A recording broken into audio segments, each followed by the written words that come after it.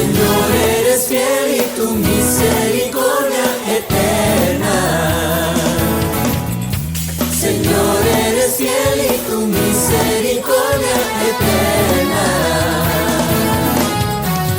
Gente de toda lengua y nación, de generación a generación, te adoramos hoy.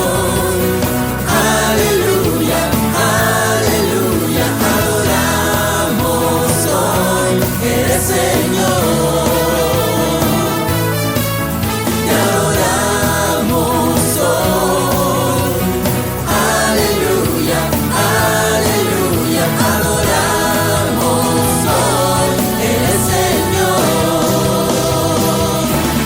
Eres fiel. Sí, Señor, sí, Señor, sí, Señor.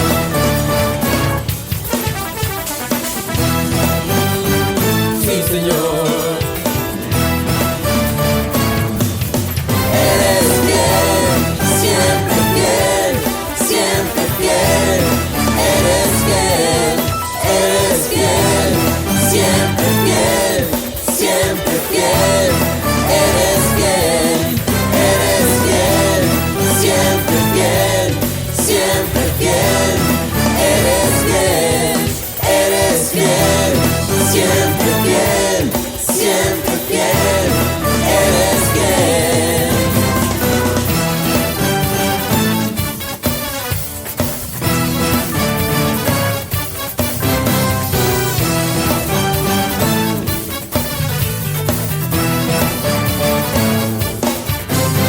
Señor, eres fiel y tu misericordia eterna. Señor, eres fiel y tu misericordia eterna. Señor, eres fiel y tu misericordia eterna. Señor, eres fiel y tu misericordia eterna. Gente de toda lengua y nación, de generación a generación, te adoramos hoy. Aleluya, aleluya, adoramos hoy. Eres Señor. Te adoramos hoy. Aleluya, aleluya, adoramos hoy. Eres Señor. Te adoramos hoy. Aleluya, aleluya, adoramos hoy. Eres Señor. Te adoramos hoy. Aleluya, aleluya, adoramos hoy. Eres Señor. Eres Señor. Eres Señor. Eres fiel.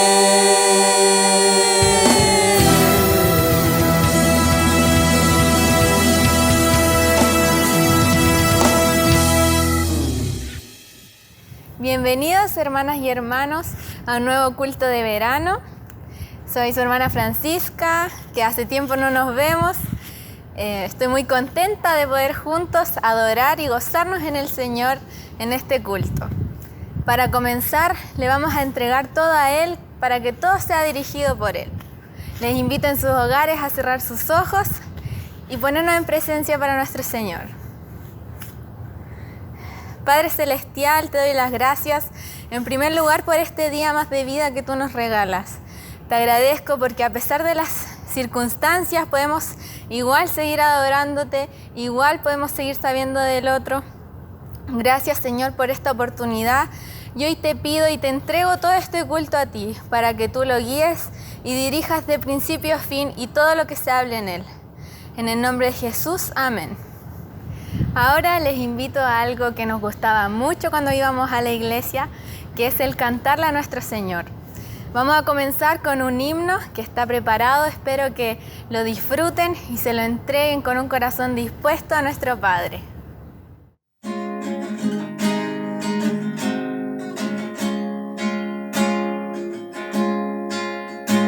Jesús es mi Rey soberano, mi gozo es cantar su nombre. Es Rey y me deja al hermano, es Rey y me imparte su amor, dejando su trono de gloria, me vino a sacar de la escoria. Y yo soy feliz, y yo soy feliz por él. Jesús es mi amigo anhelado, y en sombras y en luz siempre está, paciente y humilde a mi lado, consuelo y alivio me da. Por eso constante le sirvo, porque Él es mi Rey y mi amigo. Y yo soy feliz, y yo soy feliz por Él. Señor, que pudiera yo darte por tanta bondad para mí. Me basta servirte y amarte, es todo entregarme yo a ti. Entonces acepta mi vida, que a ti solo queda rendida.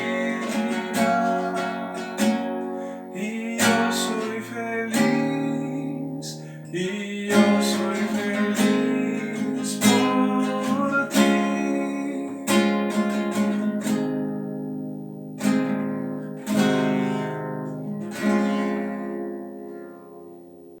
Sigamos cantándole a nuestro Señor, ahora con un periodo de alabanza. Para esto les comparto un pedazo de nuestra palabra. Jehová, tú eres mi Dios, te exaltaré, alabaré tu nombre, porque has hecho maravillas. Tus consejos antiguos son verdad y firmeza. Isaías 25:1.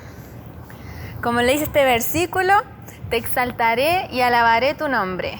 Juntos ahora, con gozo, alabemos y cantémosle a nuestro Señor. Buenos días, mis queridos hermanos. Como siempre es un gusto volver a acompañarles en la alabanza a nuestro Señor, a recordar que a pesar de las distancias somos iglesia, que somos hijos de un mismo Padre, y también recordar que es bueno alabar al Señor, como dice esta canción. Así que le invito a que con todo el corazón cantemos a nuestro Dios.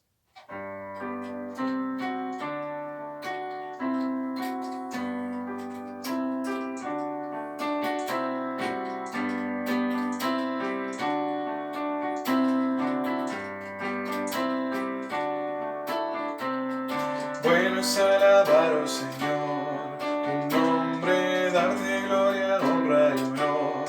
Por siempre bueno es alabarte, Jesús, y gozarme en tu poder. Bueno es alabar, oh Señor, tu nombre, darte gloria, honra y honor. Por siempre bueno es alabarte, Jesús, y gozarme en tu poder, porque grande eres tú, grandes son tus obras, porque grande eres tú, grande es tu amor, grande es tu gloria, porque grande eres tú, grandes son tus obras, porque grande eres tú, grande es tu amor, grande es tu gloria.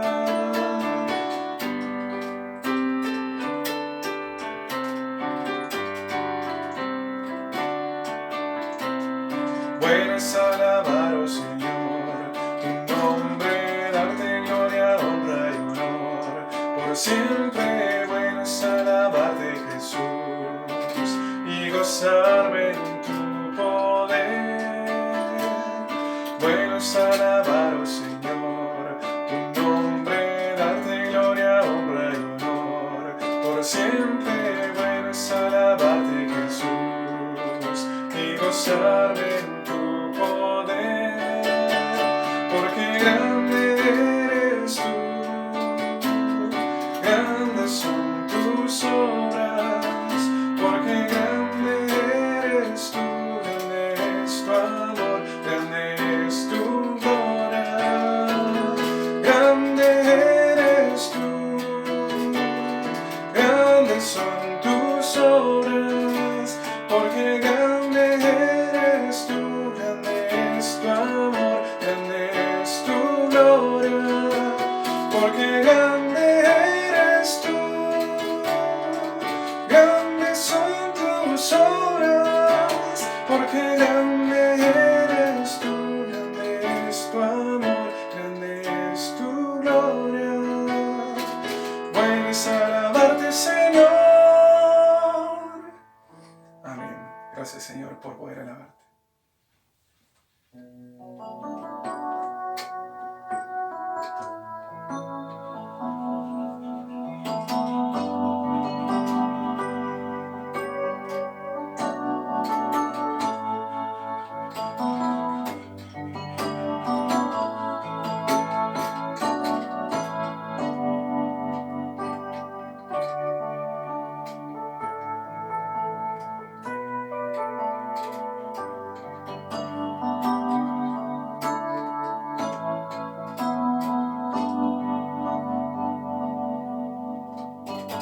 Sé que estás aquí aunque no te sienta,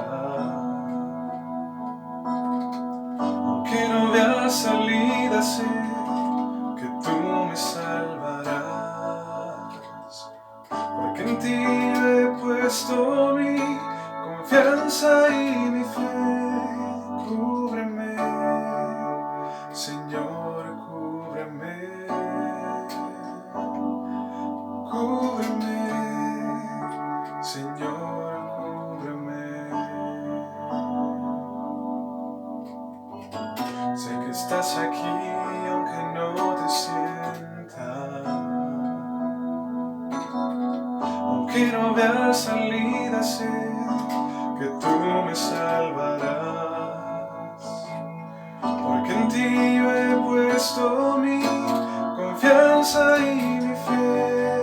Cúbreme, Señor, cúbreme. Cúbreme, Señor, cúbreme. Cuando venga la tormenta no desfalleceré, porque tú eres mi seguridad.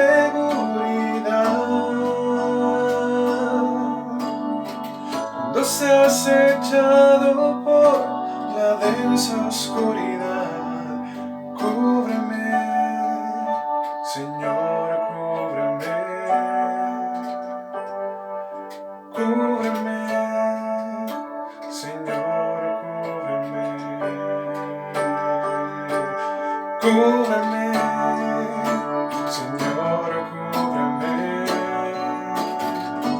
Cúbreme, Señor, cúbreme.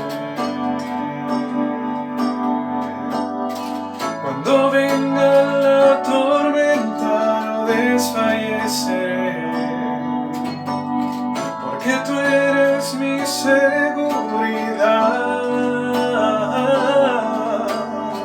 Cuando seas echado por la densa oscuridad, cúbreme, Señor, cúbreme.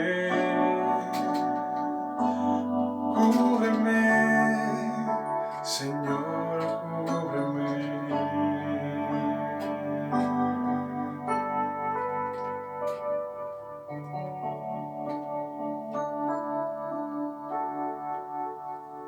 El Señor es quien propició en nosotros el cambio más hermoso que pudimos haber experimentado alguna vez. Eres la luz que brilló en las tinieblas y por eso le alabamos en esta mañana.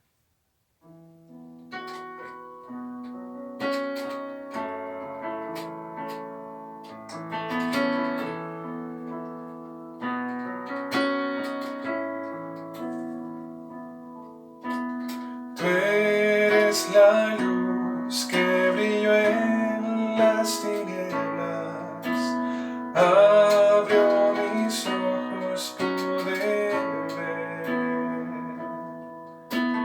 Mi corazón adora tu hermosura, mi esperanza de vida eres tú.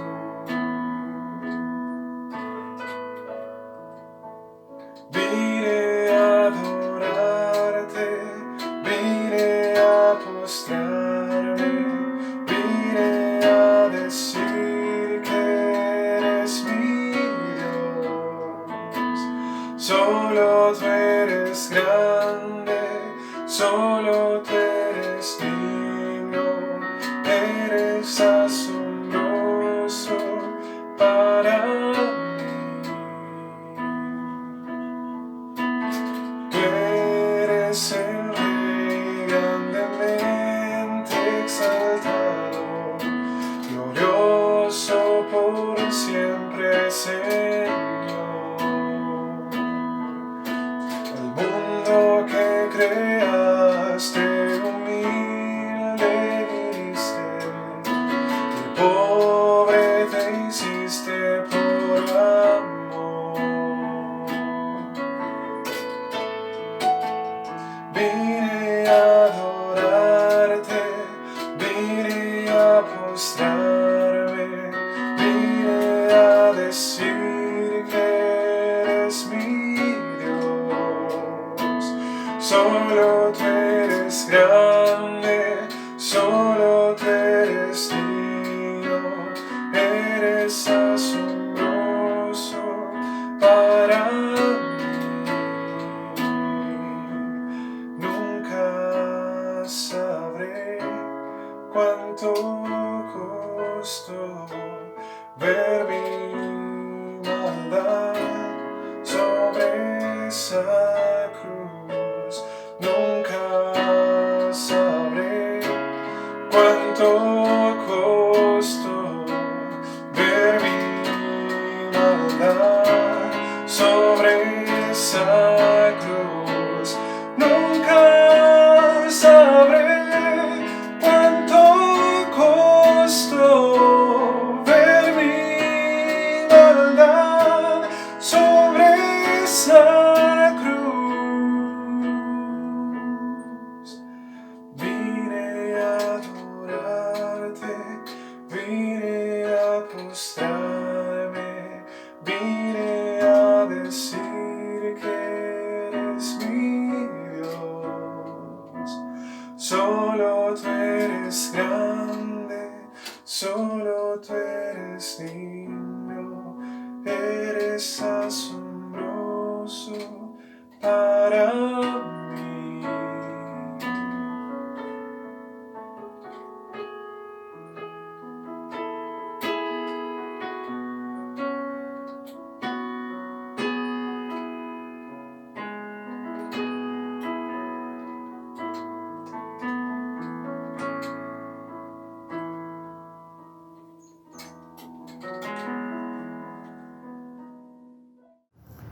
Siguiendo con nuestro culto, ahora vamos a un momento quizás un poco más serio o de más concentración, pero que igual le agrada a nuestro Señor, así como todos los otros momentos, que es el de la reflexión.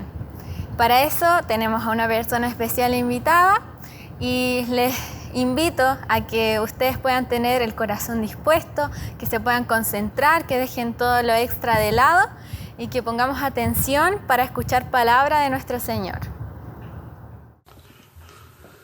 Un saludo en el nombre de Cristo para todos los hermanos y también para toda la iglesia, esperando que Dios nos bendiga. Una iglesia fundada en la palabra de Dios. Pablo, cuando escribió una carta a Corintios, dijo: porque nadie puede poner otro fundamento que el que está puesto, el cual es Jesucristo. 1 Corintios 3:11. La Biblia nos habla del fundamento. Cristo es el fundamento, está prescrito en la Biblia. Prescripción es la obligación de una cosa que ya está escrita y que hay que cumplirla. Mateo 24:35 dice: el cielo y la tierra pasarán, pero mis palabras no pasarán.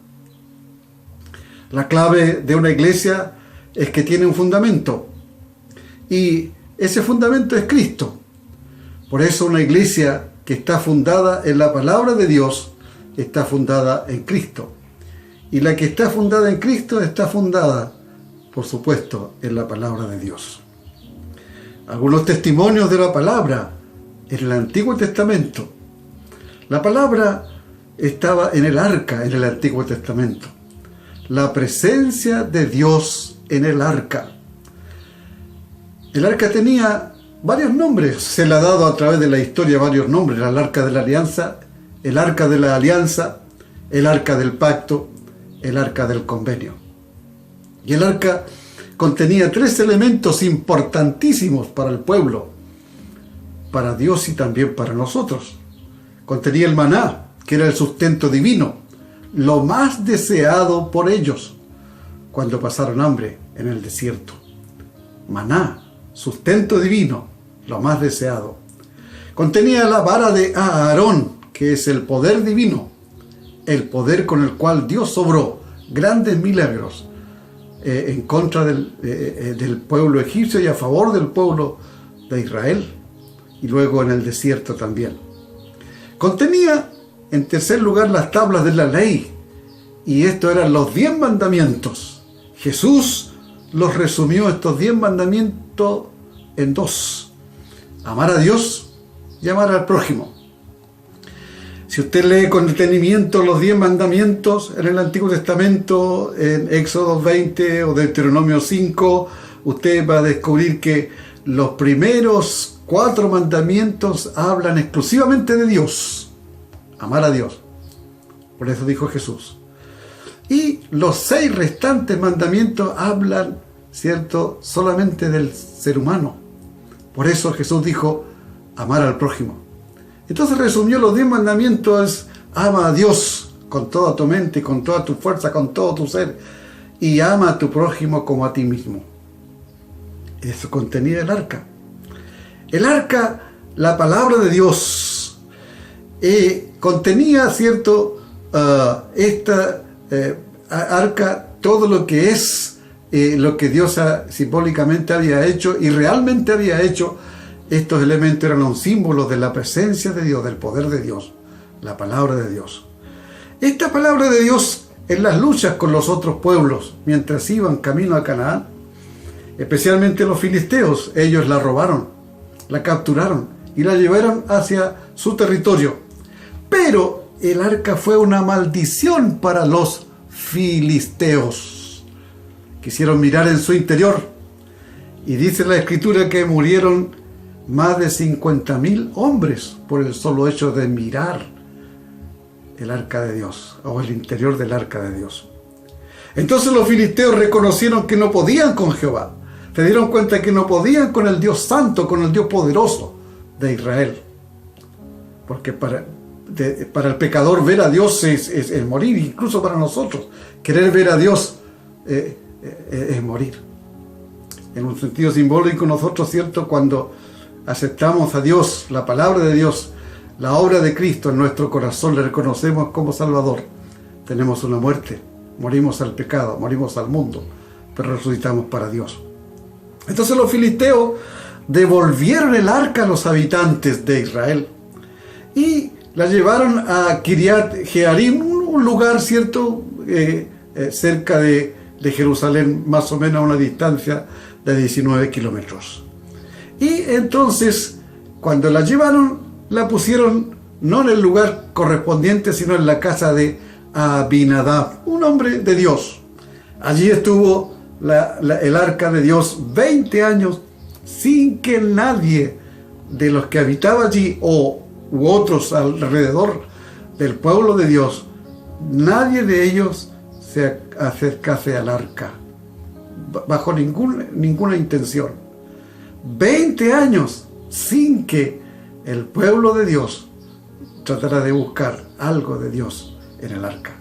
Esto fue un lamento para la casa de Israel, los dio a entender David. ¿Cuánto tiempo, cierto, nosotros a veces nos alejamos de Dios, de la presencia de Dios?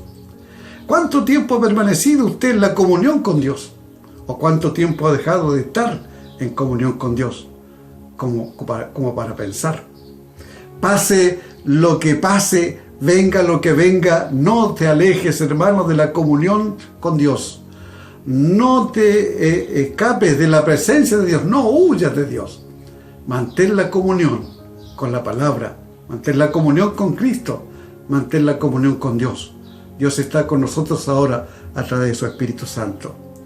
Entonces, cuando esto ocurrió, David traslada el arca y le dijo a los levitas, los llamó a una reunión, a lo mejor una sesión administrativa como hoy día, y les dijo: traigamos el arca de nuestro Dios a nosotros, porque desde el tiempo de Saúl no hemos hecho caso de ella. Entonces la asamblea dijo sí, y trasladaron el arca en un carro nuevo, tirado por bueyes. Pero eso no era lo correcto. Debían cargar a los sacerdotes, pero sin tocarla. Por eso es que cuando iba el carro tirado por los bueyes y al llegar a una era, los bueyes tropezaban. Usa extendió su mano para sostenerla, ayudar, pero el furor de Jehová lo hirió y este varón llamado Usa murió. Querer ayudar a Dios es manipular su trabajo. Querer ayudar a Dios es manipular su soberanía, es tratar de cambiar su voluntad. Cuidado. Yo he visto que algunos predicadores, pastores, usan la Biblia como amuleto en los hospitales. Hay algunos hermanos que también lo usan como amuleto debajo de la cabecera, la Biblia abierta con el Salmo 91. Hay algunos que se justifican diciendo: no, yo no voy a la iglesia, pero leo la Biblia. Otros dicen: yo no participo de las reuniones, pero oro siempre a Dios.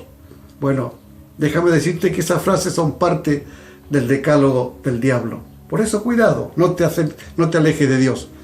Mantente cerca y en comunión con Dios, con el Padre. La presencia y la palabra de Dios luego se mantiene o se lleva a un lugar correcto. Lo llevaron a una casa, ¿cierto? Y la dejó en el hogar de un varón que se llamaba Obed-Edom.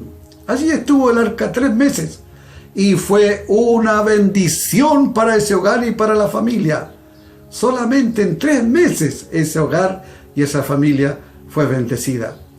Una iglesia sin la palabra es una iglesia desvalida, sin conocimiento. Una iglesia sin la presencia de Dios es una iglesia sin el poder de Dios. Por eso nosotros tenemos que mantener la comunión con el Padre, la comunión con Dios, estar con Dios y su palabra. Eso es edificar la vida sobre el fundamento de la palabra. Es edificar la vida y la iglesia sobre una roca firme y sólida, que es Cristo el Señor, nuestro Salvador. Propósito de la iglesia, el propósito en la vida de una iglesia de Cristo el Señor. Las vivencias de la palabra y el propósito de la iglesia a través del tiempo tiene algunas cosas que yo quiero compartir. Primero, predicar el reino de Dios.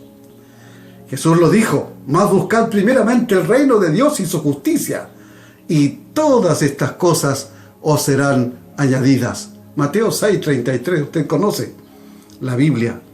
La Biblia es la palabra de Dios que demanda a la iglesia a pregonar el evangelio del reino de Dios.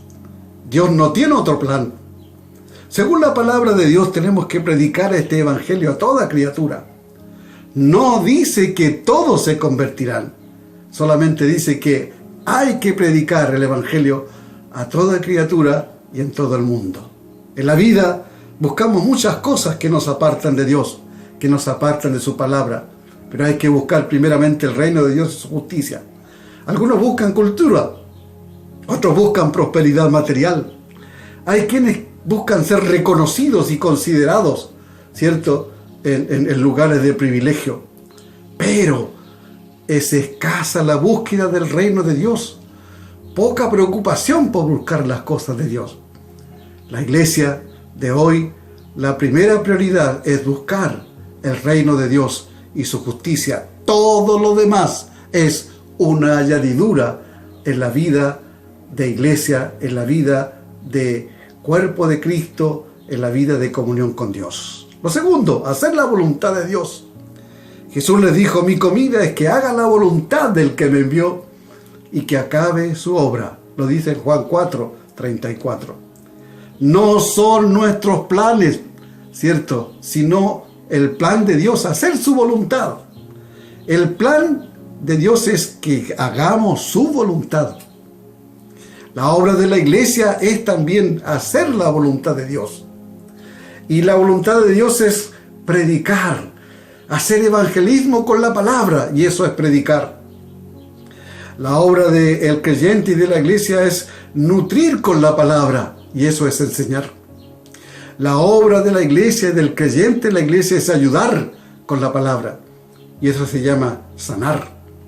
Sí, porque ese fue el ministerio triple de que Cristo realizó, y ese es el ministerio que Dios espera que nosotros podamos realizar como cuerpo de Cristo, como cuerpo del Señor. Lo tercero, servicio a Dios.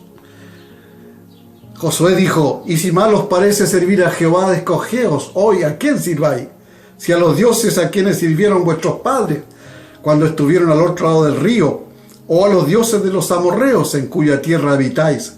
Pero yo y mi casa serviremos a Jehová. Josué 24:15.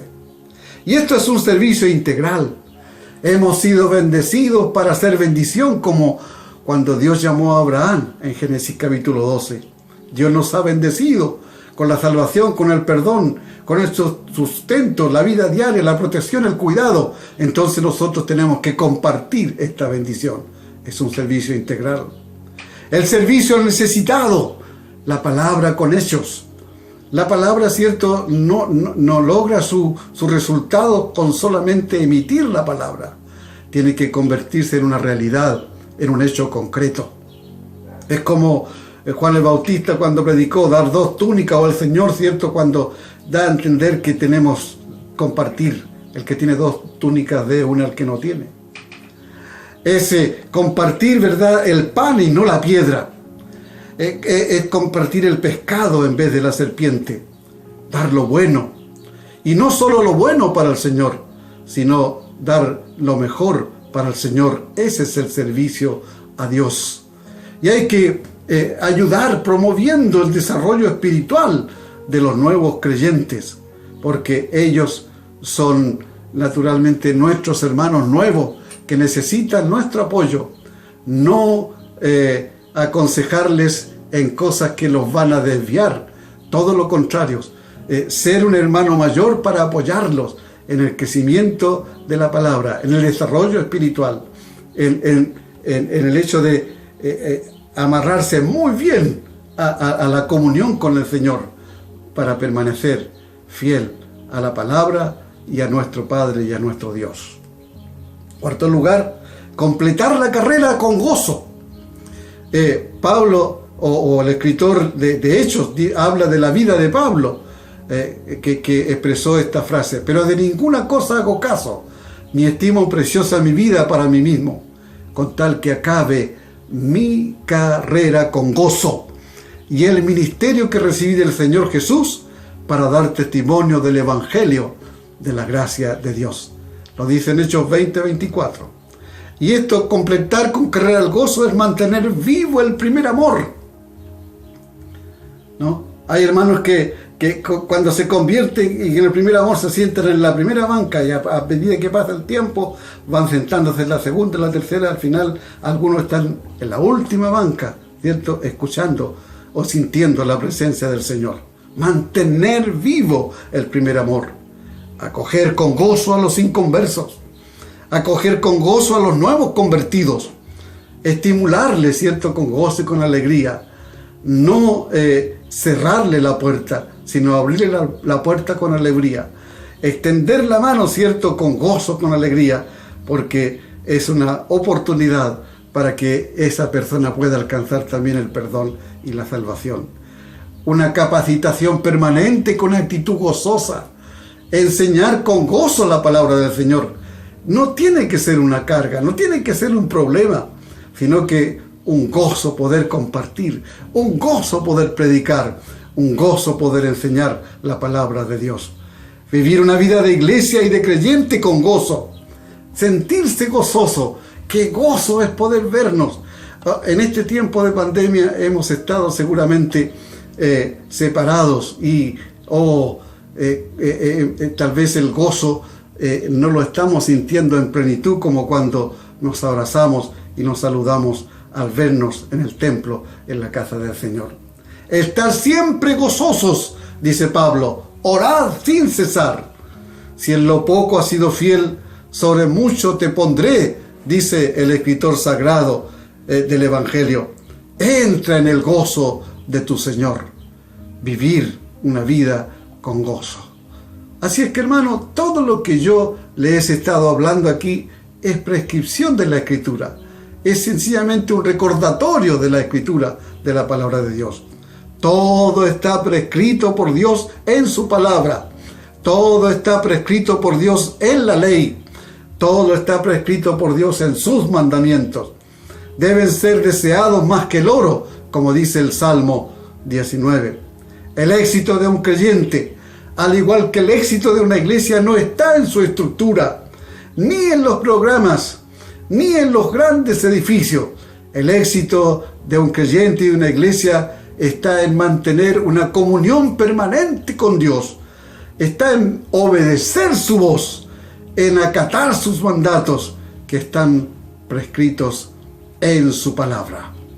Por eso, así la iglesia debe aferrarse al único fundamento que es Cristo y mantener una vida direccionada por el camino que Jesús ha trazado en su palabra, el único camino que conduce a la vida eterna, la palabra de Dios y la obra de Cristo como Salvador. Dios nos bendiga. Amén. Bueno, hermanos, lamentablemente ya llegó mi momento de despedirme. Estamos llegando al final de este culto. Espero que lo hayan disfrutado, que se hayan gozado en el Señor, que hayamos aprendido algo nuevo quizás. Y también qué felicidad poder seguir estando juntos, seguir adorando, aunque sea con la distancia. Me despido, espero que estén muy bien, que el Señor los cuide y que el Señor les bendiga a todos ustedes. Les amo en el Señor a todos y a todas las extraño mucho. Ojalá que pronto nos podamos reunir, que el Señor lo permita. Muchas bendiciones y adiós. Que el Señor te bendiga, que te guarde, que haga su rostro resplandecer y que tenga sobre ti misericordia. Que el Señor te bendiga. Amén.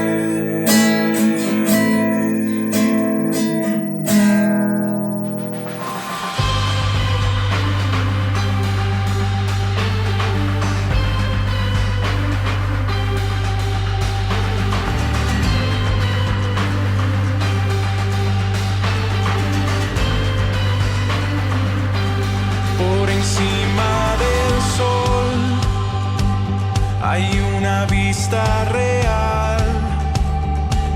De allí la vida se puede ver como es en verdad. Una visión celestial de todo lo terrenal. Toda la historia se ve